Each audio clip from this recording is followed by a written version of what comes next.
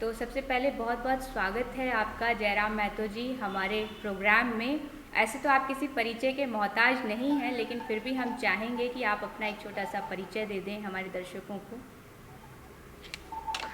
धन्यवाद महोदया और आपके प्रोग्राम में हमें आमंत्रित करने के लिए उसके लिए आपका आभार, अभिनंदन। और मेरा परिचय हुआ धनबाद जिला के तोपचांची प्रखंड के चित्तरपुर पंचायत के मानतड़ गांव से जयराम कुमार महतो। हम अभी विनोद बिहारी महतो विश्वविद्यालय धनबाद से पीएचडी के छात्र हैं। यही मेरा परिचय रहा।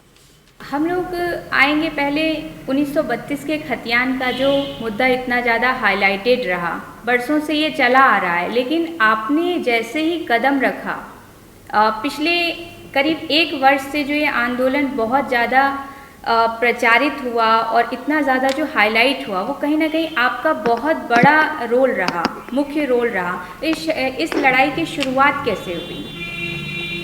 जी, इस लड़ाई की शुरुआत हुई थी दिसंबर महीने के लगभग 20 तारीख के बाद 23 या 24 को एक नोटिफिकेशन सरकार का आता है, जिसमें जेएसएससी के एग्जाम के लिए धनबाद और बोकारो जिले में मगही और भोजपुरी को शामिल किया जाता है। और इसको लेकर पढ़ने वाले छात्र आक्रोशित होते हैं, क्योंकि उनका तर्क था कि भोजपुरी और मगही मूलतः बिहार की भाषाएं हैं और इनका संरक्षण उस राज्य में होना चाहिए। और झारखंड की भाषाएं कुड़माली, संथाली, नागपुरी, खोटा इत्यादि भाषाएं हैं, खासकर धनबाद बोकारो की, तो इन भाषाओं को यहाँ प्रोत्साहन मिलना चाहिए। तो उसी के क्रम में ये आंदोलन का आगाज होता है और आंदोलन के क्रम में मानव श्रृंखला आयोजन की जाती है भाषाई आंदोलन में। और उसमें लगभग 3.5 से 4.5 लाख लोग जमा हुए थे। और फाइनली वो आंदोलन जब झारखंड के अंतिम व्यक्ति तक जाने लगा, तो इस लड़ाई को भाषा के बाद खंतियानी आंदोलन की ओर मोड़ दिया गया, क्योंकि कहीं ना कहीं अलग झारखंड राज्य बनने के बाद खतियान एक प्रमुख मुद्दा था, 1932 का खतियान। और फाइनली इस लड़ाई का आगाज हुआ। जैसे कि आपने कहा कि झारखंड के अंतिम व्यक्ति तक जो है इसका लाभ पहुंचाना है, तो 1932 का खतियान जो है, जैसा कि हम लोग जानते हैं 1932 का एक सर्वे था, लेकिन वो अभी तक जो है पूरा नहीं है। उसके बाद भी काफ़ी सर्वे हुए जो वो कंप्लीट नहीं हुए। इस पर क्या कहना चाहेंगे? अंतिम व्यक्ति तक इसका लाभ कैसे पहुंच सकता है? देखिए, मैंने अपने तमाम स्टेटमेंट में स्पष्ट कहा कि जो 1932 उसमें मान के चलिए 80 से 85% तक सर्वे हो चुका था। और उसको हम लोग केंद्र बिंदु मानते हुए स्थानीयता की परिभाषा 1 2 3 करके हम लोग पारित कर सकते हैं। और उसी क्रम में 1932 के बाद अगर कोई जिला में अंतिम सर्वे सेटलमेंट है, तो उसको भी आधार मान सकते हैं। और अंततः हमने भी अपने अभिभाषण में हमेशा अपने भाषणों में कहा है कि आप अंत में ग्राम सभा को महत्व दे सकते हैं, कि जिस व्यक्ति के पास खतियान ना भी हो किंतु वो सदियों से इस भूभाग में बसता है, तो ग्राम सभा तय करेगी कि वो झारखंड का निवासी है। लेकिन देखा जा रहा है कि जिस तरह से ये 1932 का पास हुआ है खतियान, तो इससे जो है हेमंत सोरेन सरकार से आप क्या उम्मीद करते हैं? देखिए, जो वर्तमान सरकार है, हेमंत सरकार, इनका जो मैनिफेस्टो था उसमें स्पष्ट था और हमेशा 1932 के आधार पर स्थानीयता की बात सरकार ने कही है। लेकिन बीच में किसी कारणवश जब सरकार माने इसको भुलाकर अन्य नीतियों को यहाँ थोपने का प्रयास किया, तो उसी क्रम में आंदोलन का आगाज हुआ। तो कहीं ना कहीं सरकार की पहल का स्वागत करते हैं। बाकी 1932 का खतियान ये झारखंडी जनभावना है, जनमानस से। आप स्वयं गोड्डा जिले से, तो मैं कुछ दिन पहले हमारे गोड्डा के ही साथी ने एक जाति आवासीय अपना पुराना भेजा था, जो शायद 1997-98 के आसपास का था। उसमें स्पष्ट लिखा था कि यह जाति प्रमाण पत्र, यह आवासीय प्रमाण पत्र 1932 के खतियान के आधार पर निर्गत किया जाता है। तो अभी ऐसा है कि 1932 का खतियान जो है कैबिनेट में तो पारित हो गया है, लेकिन वो जो है ज़रूरी नहीं है कि विधानसभा में भी पारित हो।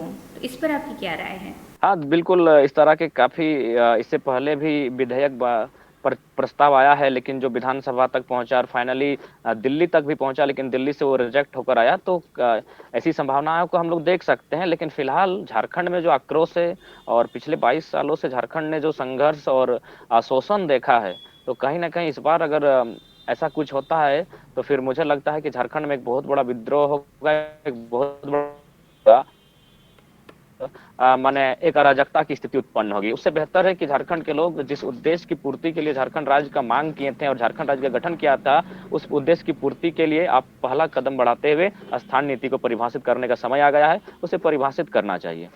1932 खतियान जो है वो एक बार 2003 में भी लागू होकर के उसको निरस्त किया जा चुका है। तो ये बार बार इस तरह से डोमिसाइल एक्ट भी जो है, डोमिसाइल नीति भी लागू हुई थी, जिसके कारण जो है तत्कालीन मुख्यमंत्री रहे थे बाबूलाल मरांडी जी, उनको इस्तीफा देना पड़ा था। तो झारखंड में ये लगातार होता जा रहा है, लागू होती हैं नीतियाँ फिर निरस्त की जाती हैं, तो इस पर क्या कहना चाहेंगे? देखिए, सबसे पहले बात ये इन बातों को समझना होगा कि झारखंड 2002-3 के आसपास एक नया झारखंड था, यानी कह सकते हैं झारखंड के पास अनुभव नहीं था, परिपक्वता नहीं थी और झारखंड के लोग ठीक से झारखंडी होने का उन्हें एहसास नहीं हुआ था और आभास तक नहीं हुआ था कि नया झारखंड में हमारा रोल क्या है। लेकिन चूंकि अब 22 साल बीत चुके हैं और 22 साल बीतने के बाद जो लोग सामने देख रहे हैं, पढ़ने वाले छात्र देख रहे हैं कि उनकी नौकरियां बड़े बड़े दामों में बाहरी राज्य के अभ्यर्थियों को बेची जा रही है। बड़े बड़े कॉरपोरेट्स, उद्योगपति आकर हमारी जमीनों का अधिग्रहण कर रहे हैं सरकार के माध्यम से। तो कहीं ना कहीं 2002 और 2022 के झारखंड में बहुत फर्क है। इस झारखंड ने शोषण देखा है, इस झारखंड ने प्रताड़ना देखा है, इस झारखंड ने दर्द देखा है और यह दर्द कहीं ना कहीं आक्रोश बनकर फूटेगा यदि इस बार कोई ऐसा हस्तक्षेप होता है जिससे झारखंडियों को अगर वंचित रखने का प्रयास किया जाता है। तो कहीं ना कहीं बाबूलाल मरांडी की सरकार की अगर बात करें तो वो भारतीय जनता पार्टी से थे और भारतीय जनता पार्टी जो उनका मैक्सिमम मोनोपोली होता है वो होता है सेंट्रल बेस पर। वो कभी ना कभी लोकल आधारित मुद्दों पर बात नहीं करना चाहती है। तो उस समय चूंकि भारतीय जनता पार्टी के ही सरकार थी और उनके गठबंधन में सरकार थी, तो नतीजा वो एक अलग समय था, एक अलग दौर था। लेकिन वर्तमान परिस्थिति में चूंकि भारतीय जनता पार्टी अब विपक्ष में है और साथ ही साथ उसको इस बात का भी डर होगा कि अगर इस मुद्दे पर वह सरकार का समर्थन नहीं देती है या नहीं करती है तो आने वाले चुनाव उनका बहुत दुष्परिणाम साबित होगा। कुछ हमारे पास ट्वीट्स थे जो वर्तमान अभी सांसद महोदय हैं और भी बीजेपी के नेता वगैरह हैं। तो निशिकांत दुबे जी का एक ट्वीट आया था अभी रिसेंटली कि पूरा पलामू कमिश्नरी है, कोल्हान प्रमंडल है, संथाल परगना का अधिकतर हिस्सा है, तो ये सब जो है धनबाद का ये 1932 के खतियानी में सर्वे में चिन्हित नहीं है। तो इसको कहाँ तक फ़ायदा मिलेगा 1932 का खतियान लागू होने से? देखिए, सबसे पहली बात है कि ये दिग्भ्रमित करने वाले बयान है। 1932 के खतियान की बात कही जाए तो लगभग मैक्सिमम क्षेत्रों में कडस्ट्रल सर्वे हुआ था और लगभग 80 से 85% ये सर्वे जहां हुआ है वो एक बढ़िया से मैंने कह सकते हैं एक वैज्ञानिक पद्धति के आधार पर ये सर्वे था जिसमें त्रुटि बहुत कम थे। तो लिहाजा जब जैसे 1932 का खतियान लागू होगा और उस खतियान के आधार पर अन्य नीतियां बनेंगी, चाहे नियोजन नीति की बात हो, विस्थापन नीति की बात हो, तो मैक्सिमम जो झारखंड के लोग हैं जो इस भूभाग में सदियों से रहते हैं, बसते हैं, उन्हें फायदा होगा। और चूंकि माननीय निशिकांत दुबे जी उनके कार्य का हम सम्मान करते हैं, जैसे सांसद उन्होंने अच्छा कार्य किया है, लेकिन विशेष ये भी जानना होगा कि वे हमारे राज्य के नहीं है, वे स्वयं भागलपुर के हैं, वे अपना मत देने के लिए भागलपुर जाते हैं। तो कहीं ना कहीं वे इस राज्य के नहीं है। अतः वे, हालांकि उन्होंने काम अच्छा किया, उसका हम समर्थन करते हैं, जैसे सांसद उन्होंने अच्छा कार्य किया है, लेकिन कहीं ना कहीं इस राज्य के नहीं है। अतः वो तो चाहेंगे कि अपने राज्य के लोगों को यहाँ बसबसाव कैसे हो, उनको किस प्रकार से मैंने घुसपैठ करने के लिए रास्ता खुला रहे, तो इस पर भी वो तो सोचेंगे ही। तो निश्चय उनका जो बयान है केवल और केवल दिग्भ्रमित करने वाला है। बाकी 1932 का खतियान जो हमारे आंदोलनकारी रहे हैं, जिन्होंने झारखंड के लिए शहादत दिया है, कुर्बानी दी है, बलिदान दिया है, जेल की यातना सहा है, उनका मांग था 1932 खतियान। वे इस मुद्दे पर हमेशा प्रखर होकर बात रखते थे और हम लोग उन्हीं की बातों को थोड़ा सरलता के साथ और लॉजिकली गांव गांव तक लेकर जाने का काम किए हैं। विभाजन के बाद बहुत से ऐसे लोग हैं जो कि बाहर से आकर के बस गए हैं। इनफैक्ट बहुत सारी जाति जनजाति भी हैं जो यहाँ पर आकर के बाहर से बसी हैं और बहुत सारे ऐसे सरकारी कर्मी रहे जिनके कि बेटे पोता पोती जो है वंशज यहाँ पर रह रहे हैं 70-80 सालों से। तो उनको 1932 का खतियान जो है कहाँ तक फ़ायदेमंद है उनके लिए? देखिए, सबसे पहली बात मैंने स्पष्ट कहा है कि जो हम लोग झारखंड वासी होते हैं। हेलो, आप मेरी आवाज आ रही है अब तक? हाँ, आ रही है, अभी आ रही है। हेलो। हाँ, अब आ रही है। हाँ, देखिए मैम, मैंने अपने स्टेटमेंट में हमेशा स्पष्ट कहा है कि जो लोग इस भूभाग में कहीं से भी आकर रह गए हैं, बस गए हैं, बशर्ते यहाँ की भाषा, संस्कृति, परंपरा को स्वीकार किया है और इस भूभाग के अलावे उनका कहीं भूमि नहीं है, कहीं उनका अस्तित्व नहीं है, बस बसाव नहीं है, तो सरकार उन पर सर्वे करे, उनका और उन्हें एक प्रावधान के तहत यहाँ संरक्षण दे, उसका हम लोग स्वागत करते हैं। रहा बात कि जो लोग नौकरियां करने आए थे, तो उस पर मैं तर्क यही देना चाहूंगा कि हमारे लोग भी गवर्नमेंट जॉब करने के लिए अन्य राज्यों में गए थे, और हमारे ही राज्यों में जो कम अन्य जिलों में गए थे, लेकिन फाइनली गवर्नमेंट जॉब जैसे उनका समाप्त होता है, वह फिर वापस अपने माटी में आ जाते हैं।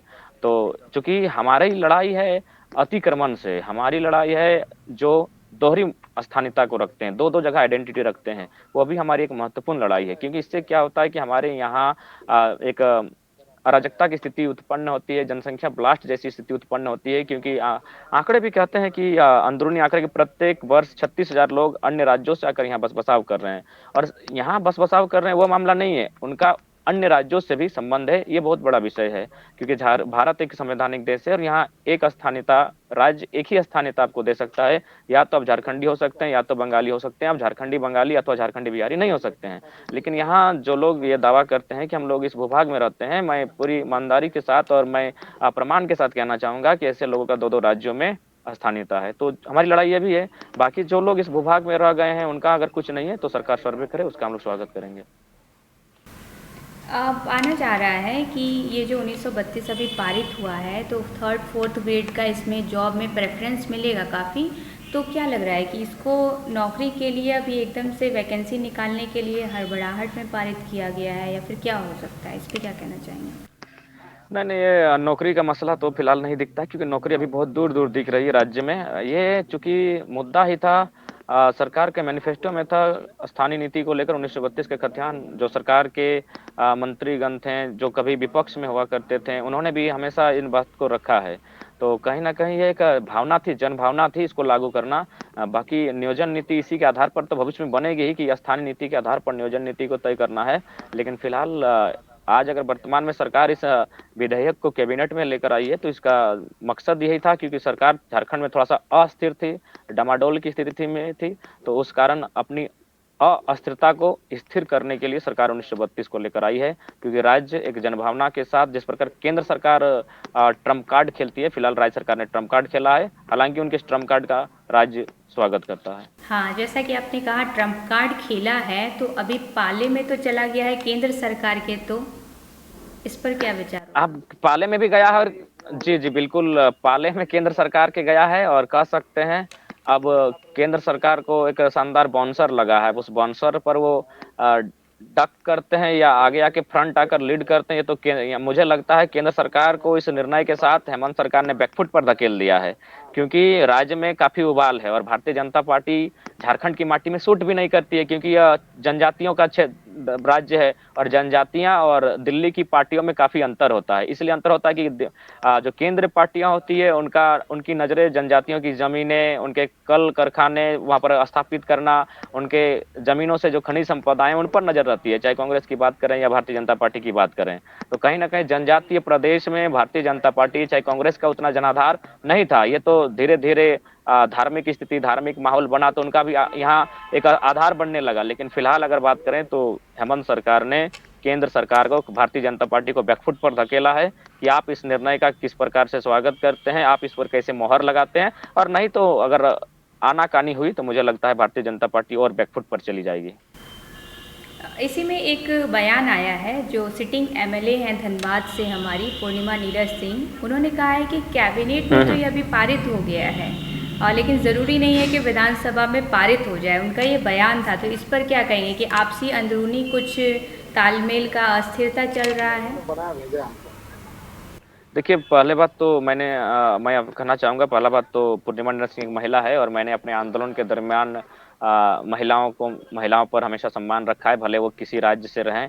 और मैं उनको यही कहना चाहूँगा, वो जिस क्षेत्र से विधायिका हैं, वो क्षेत्र अतिक्रमण पर बसा है, वहाँ मैक्सिमम लोग जमीन को कब्जाधारी हैं, उनमें झारखंड के रैयत नहीं है। उसमें 10 से 15% ही लोग ऐसे होंगे जिन्होंने शायद उचित मूल्य देकर जमीन को खरीदा होगा। बाकी जो झरिया क्षेत्र है, वह दबंग, माफिया और अतिक्रमण के माध्यम से बसा हुआ क्षेत्र है। तो लिहाजा अगर उनका ये बयान आता है तो काफी दुखद और दुर्भाग्यपूर्ण बयान है, क्योंकि उनको भी मानना चाहिए, एक पढ़ी लिखी महिला है और वे एक शिक्षिका भी हैं, तो उनको भी जानना चाहिए कि कोई भी व्यक्ति एक ही राज्य में अपनी स्थानीयता को रखता है तो दो स्थानीयता वालों के पक्षधर उन्हें नहीं लेना चाहिए। उन्हें बिल्कुल खुले मन से, खुले दिल से 1932 के खतियान का समर्थन और स्वागत करना चाहिए था। धनबाद के ही क्षेत्र का है कि कोल माइंस की जितनी भी ज़मीन गई है तो उनका एक रीसेटलमेंट हुआ है। तो वैसे लोगों के लिए 1932 का खतियान तो लागू नहीं होगा। तो इस पर आपके क्या विचार हैं? देखिए, यह एक बहुत ही बड़ा शोध का विषय है, क्योंकि हमारे पास झारखंड में बहुत सारे ऐसे जमीन का, चाहे ब्लॉक के माध्यम से हो या एसडीओ के माध्यम से हो या फिर जो भी अन्य स्रोत हैं, जो आंकड़े जहां से जमीन के उपलब्ध करवाए जाते हैं, हमारे लोगों की काफी शिकायतें हैं कि आज बड़े धड़ल्ले से हमारे जो जमीनों का है कागजों को नष्ट किया जा रहा है, और उसका माने मोटेशन के नाम पर यहाँ की जमीन वहां चढ़ाई जा रही है। तो इस तरह के मामले आ रहे हैं, तो इस पर एक बहुत बड़ा सर्वे होगा, तभी आप स्पष्ट कह सकते हैं कि वास्तविकता उसकी क्या है।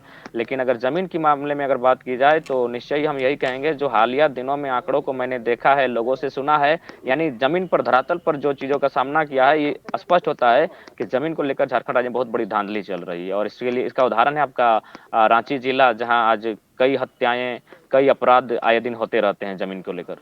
तो आप मानते हैं कि ज़मीन का जो अधिग्रहण है वो धड़ल्ले से चल रहा है, तो एक सर्वे होना चाहिए तब 1932 लागू होना चाहिए, इस तरह की कोई नीति लागू होनी चाहिए? आप देखिए, सर्वे तो खैर होती रहेंगे, लेकिन 1932 जनभावना है, और लोकतंत्र में कहा गया है, सरदार पटेल ने भी कहा था, लोगों की मांग जो होती है उसका सम्मान करना चाहिए। तो 32 को बनना चाहिए, उसके बाद आप सर्वे के आधार पर धीरे धीरे जो लोग अनैतिक, असंवैधानिक तरीके से कब्जे पर हैं, उन्हें साइड करना चाहिए। यानी सर्वे का आप समर्थन करते हैं? हाँ, सर्वे होना चाहिए, क्योंकि आज जो स्थिति है, और कहीं न कहीं विशेषकर ज़मीन को लेकर कि जब से ऑनलाइन प्रक्रिया आई है, बहुत सारे लोग आज बीडीओ ऑफिस के चक्कर लगा रहे हैं, सीओ के चक्कर काट रहे हैं अपनी ज़मीन को ऑनलाइन चढ़ाने के लिए। तो ज़मीन का एक सर्वे पुनः झारखंड में होना चाहिए, लेकिन उसका केंद्र बिंदु 1932 ही आधार होगा। 1932 ही आधार होना चाहिए। हम कुछ और आपसे एक सवाल करेंगे 1932 से, वो थोड़ा सा हटके है अभी, क्योंकि मुद्दा चल रहा है तो दोनों साथ में ही चल रहा है। ओबीसी आरक्षण पे हम बात करना चाहेंगे थोड़ा सा आपसे, कि अभी जो आरक्षण है झारखंड में वो 50% से ज़्यादा हो गया है, और संवैधानिक तौर पर देखा जाए तो ये असंवैधानिक है, ये नहीं होना चाहिए, या इस तरह की चीज़ें हैं। आरक्षण पे क्या कहना चाहेंगे? देखिए, पहला बात तो हम लोग एक छात्र हैं, और आरक्षण के संबंध में यही कहना चाहेंगे कि देखिए, समय के साथ और बढ़ती हुई बेरोजगारी, बढ़ती हुई लोगों के बीच जो खाई पनप रही है, उससे आपको एक प्रयास करना होगा कि जो नियोजन बने उसमें सभी को एक अवसर मिले, सभी तबकों के लोगों के प्रतिनिधित्व का अवसर मिले। तो ऐसे में यदि आरक्षण के फैसले को अगर बढ़ाया जाता है, माने एक नियमतः, तो उसमें कोई बुराई नहीं होनी चाहिए। लेकिन प्रश्न यहाँ आरक्षण को लेकर यही कहेंगे, खासकर मोटा मोटी झारखंड में जिसकी जितनी आबादी है उसके हिसाब से उसे आरक्षण मिला है। बस बीसी वन के साथ मुझे लगता है कि मैंने थोड़ा सा ज्यादती की गई है, थोड़ा सा नाइंसाफी हुई है। बाकी ये तो यानी कि मैंने आरक्षण असंतुलित है, ये आप भी मानते हैं? हाँ, फिलहाल झारखंड में जो आरक्षण व्यवस्था है ये थोड़ा सा असंतुलित है, क्योंकि बीसी वन की आबादी लगभग 45% के आसपास है, लेकिन उसे आरक्षण मात्र 50% दिया गया है। तो ऐसे में सिर्फ बीसी वन के साथ अन्याय मुझे लगता है, मेरे व्यक्तिगत दृष्टिकोण से हुआ है।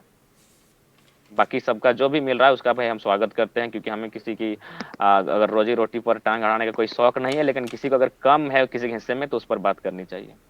बाकी सरकार का निर्णय, बाकी देश का निर्णय। एक और सवाल रहेगा हमारा आपसे कि रिकॉर्ड ऑफ राइट्स जो कहते हैं, वो कहीं ना कहीं जो माइंस वाला एरिया है वो रिकॉर्ड ऑफ राइट्स ख़त्म हो गए हैं। तो और तब के झारखंड में जब 1932 में ये आधार बताया जा रहा है, और अभी के झारखंड में 90 साल लगभग हो चुके हैं, इस 9 दशक में जो काफ़ी बदलाव आए हैं, तो 1932 को खतियान को आधार बनाना कहाँ तक उचित है?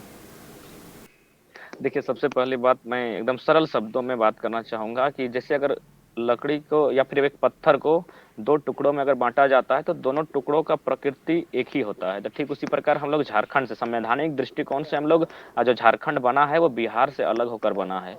यदि बिहार के पास जो भी स्थानीय नीति है वही स्थान नीति झारखंड में बननी चाहिए, लागू होनी चाहिए। और उस पर जब झारखंड राज्य अलग हुआ था तो वहाँ लिखा था कि जहाँ जहाँ बिहार शब्द का जिक्र है उसे झारखंड मान लिया जाए, और इसका पीडीएफ हम लोग के पास है। 1950 में लेकिन बिहार बस लैंड रिफॉर्म एक्ट आया था 1950 में, तो क्या वो आधार मानना चाहिए? उस तरह से यहाँ पे लैंड रिफॉर्म एक्ट आना चाहिए? देखिए, मेरा मानना है कि जब हम लोग बिहार राज्य में थे तो उस समय जब 1932 के खतियान के आधार पर झारखंड के सीमावर्ती जिलों में स्थानीयता जाति आवासीय बनते थे, उसको स्थानीयता का प्रमाण था, तो फिर आज क्यों नहीं? तो मेरा मानना यही है कि यह राज्य की जनभावना है। 1932 को आपको केंद्र मानना ही होगा, बाकी आप स्थानीयता 1, 2 इस तरह कैटेगरी में बाँट सकते हैं। इसके लिए कोई आपत्ति नहीं करेगा, आप ग्राम सभा को ले सकते हैं, लेकिन 32 एक भावना बन चुकी है और इससे छेड़छाड़ कहीं न कहीं जो लोग करेंगे, वह हमेशा कटघरे में रहेंगे, वह जनता के आक्रोश को झेलना होगा उन्हें। तो वो भावना पे एक देश चलेगा या फिर जो अधिकार है उस पे चलेगा? देखिए, कहीं न कहीं भारत तो भावनाओं का देश है, आप देख ही रहे हैं। चाहे धर्म की बात हो या फिर युद्ध की बात हो या जो भी मसला हो, भारत तो भावनाओं का देश है, तो थोड़ा-सा आपको इस देश में भावनाओं को आप दरकिनार नहीं कर सकते हैं। बाकी कायदे कानून का भी लोगों ने स्वागत किया है। अगर स्वागत नहीं किया होता तो मैं स्वयं कह रहा हूँ, जैसे आज मैं जिस समुदाय से मैं जिस कबीले से बिलॉन्ग करता हूँ, हमारी अपनी रीति-रिवाज परंपराएँ हैं, लेकिन उसके बावजूद सबने संविधान को स्वीकारा है। तो कहीं न कहीं कानून नीति नियमों को लोगों ने स्वीकारा है, जो भारत के संविधान हैं, जो राइट्स हैं, उनको स्वीकारा है, अपनी परंपराएँ होने के बावजूद। तो कहीं न कहीं भावनाओं और कानून दोनों को समन्वय करके चलना होगा। स्थानीयता पे आपने जो अभी बात कही कि स्थानीय आवासीय वगैरह बनता है, तो आवासीय अभी भी 2 कैटेगरी में बनते हैं। एक शैक्षणिक आवासीय प्रमाण पत्र बनाया जाता है और एक जो स्थानीय होता है, इस पर क्या कहना चाहेंगे आप?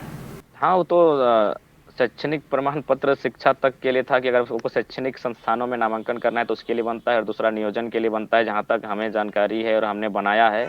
तो निश्चय ही ये खतियान के आधार पर ही बनना चाहिए। अगर जिनके पास खतियान नहीं हो तो ऐसे में क्या होगा कि कोई भी व्यक्ति जो यहाँ एज ए रेंटर पढ़ने के लिए आएँगे या फिर रेंट लेकर कहीं रहेंगे या फिर मान के चलिए प्राइवेट सेक्टर में काम करने के लिए अन्य राज्यों से लोग आएँगे। बहुत सारे लोग अन्य कंट्री से भी आते हैं।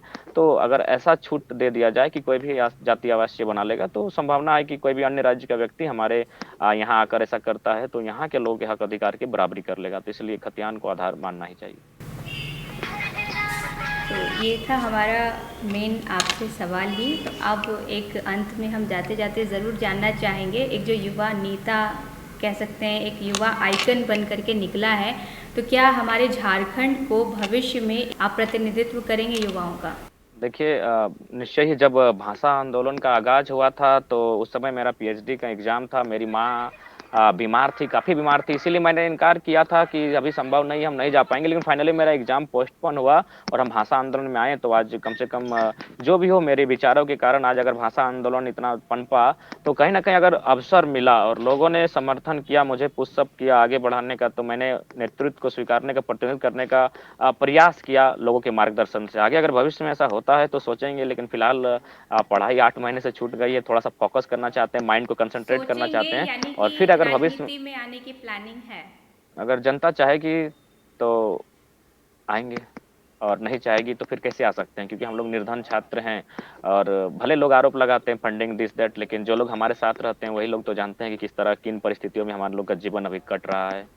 तो ये तो जनता पर निर्भर करता है। अगर जनता का प्रेम और समर्थन मिला तो सोचा जाएगा, नहीं तो फिर अपनी पढ़ाई-लिखाई ठीक-ठाक है, आगे फ़ोकस करेंगे उसी पर। टाइगर जयराम महतो क्या सोचते हैं एक नेता, मंत्री, विधायक बनने के लिए? मेरा मानना है कि पढ़े-लिखे लोग राज्य का, देश का नेतृत्व करें, प्रतिनिधित्व करें, क्योंकि आज राज्य को, देश को एक अस्थिर राज्य बनना है, अगर एक अस्थिर देश बनना है, तो कहीं न कहीं ऐसे लोगों को आना होगा, जिनमें थोड़ा-सा स्वार्थ की भावना कम हो। क्योंकि आज देखिए देश की क्या स्थिति है, एक तरफ महँगाई बढ़ रही है, एक तरफ बेरोज़गारी बढ़ रही है और दूसरी तरफ कुछ लोग हैं जो लगातार उनका धनराशि में इज़ाफ़ा हो रहा है।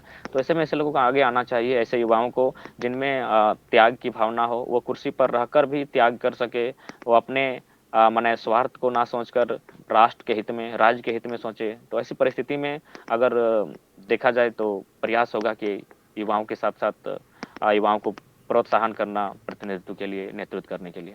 ये थे हमारे साथ टाइगर जयराम महतो, जो किसी परिचय के मोहताज नहीं हैं। हमसे बात करने के लिए जयराम जी बहुत-बहुत धन्यवाद और आपके अच्छे भविष्य की हम कामना करते हैं और उम्मीद करते हैं कि एक अच्छा पढ़ा-लिखा नेता हमारे राज्य को मिले। धन्यवाद। आपका भी बहुत-बहुत धन्यवाद मैम, और आपके चैनल के माध्यम से हमने हमारी बातों को आपने रखने का मौका दिया, उसके लिए आपका कोटि-कोटि आभार। आपके भी उज्ज्वल भविष्य की हम कामना करते हैं। आपके चैनल की और आपके सभी सहकर्मियों के उज्ज्वल भविष्य की हम कामना करते हैं।